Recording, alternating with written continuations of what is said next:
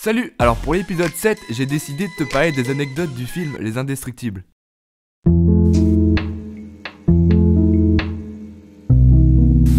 Pour commencer, Les Indestructibles ou Les Incroyables au Québec est le 6ème film d'animation en images de synthèse réalisé par Pixar. Il est écrit et réalisé par Brad Bird et est sorti en 2004, et le second est également écrit et réalisé par Brad et est sorti en 2018, soit 14 ans après. Alors déjà, il faut savoir que le titre québécois Les Incroyables ne prend pas de S à la fin, car il fait référence à un nom de famille qui est un nom propre et donc invariable. Ok, mais pourquoi Les Indestructibles prend un S alors? Bah parce que Disney a voulu contourner la règle et faire plutôt référence non pas au nom propre, mais au caractère d'être indestructible. Ouais, les mecs qui ont produit ça, c'est vraiment des casse-couilles. Et moi je veux pas de S parce que c'est une famille avant tout. Mais moi je veux un S parce que c'est des super-héros et qu'ils sont super forts.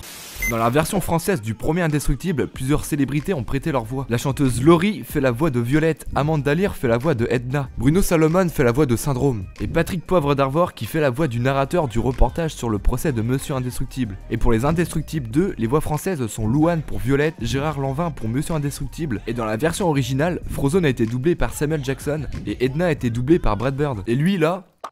il était doublé par le fils de Brad. Mais il y a aussi Bob Odenkirk et Jonathan Banks qui jouent Saul et Mike dans Breaking Bad. Et qui doublent Winston Diver et Rock Divers dans Les Indestructibles 2. Putain, mon anglais est tellement pourri.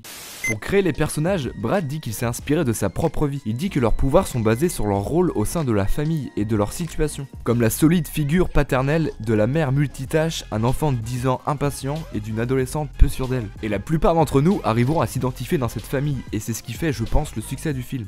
Les costumes des indestructibles, mais j'ai tellement de mal avec ce mot. Les costumes des Indestructibles ont demandé beaucoup de travail. Environ 150 tenues différentes ont été conçues et réalisées pour tous les personnages. Et le personnage de Edna a été inspiré de l'actrice Linda Hunt et fait référence à une grande costumière Edith Head qui a remporté 8 Oscars du meilleur costume.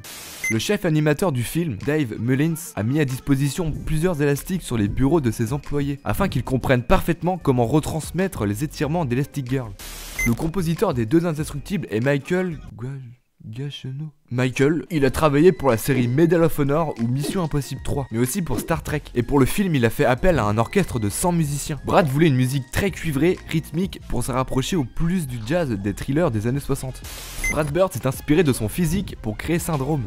Le nom de ce personnage est Henrietta Selick et fait hommage à Henry Selick, qui est un ancien réalisateur pour Disney et a notamment réalisé L'étrange Noël de Monsieur Jack, James et la pêche géante et Coraline. Et ces deux personnages-là, qu'on peut apercevoir à la fin du premier Indestructible, est un hommage à des légendes de l'animation de Disney du passé. Frank Thomas et Holly Johnston qui ont travaillé sur Bambi, Blanche-Neige, La Belle et le Clochard, Pinocchio et bien d'autres classiques.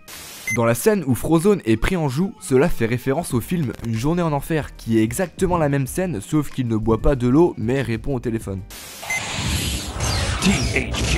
Sort en 2004 un jeu vidéo qui est une suite au film. Le joueur incarne soit Monsieur Indestructible ou Frozone et doit se battre contre le Démolisseur, qui est un méchant visible à la fin du film.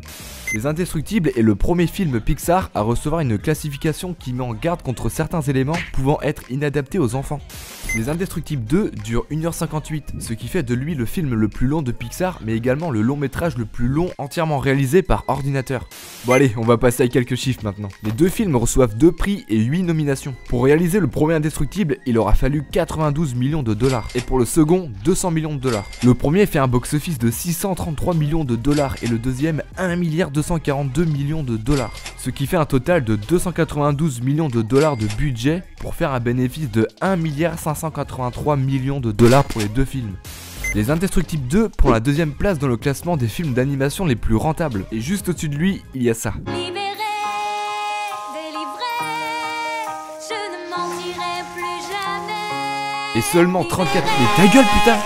Et seulement 34 millions de dollars les séparent. Bon, je dis seulement 34 millions, mais bon, ça reste énorme.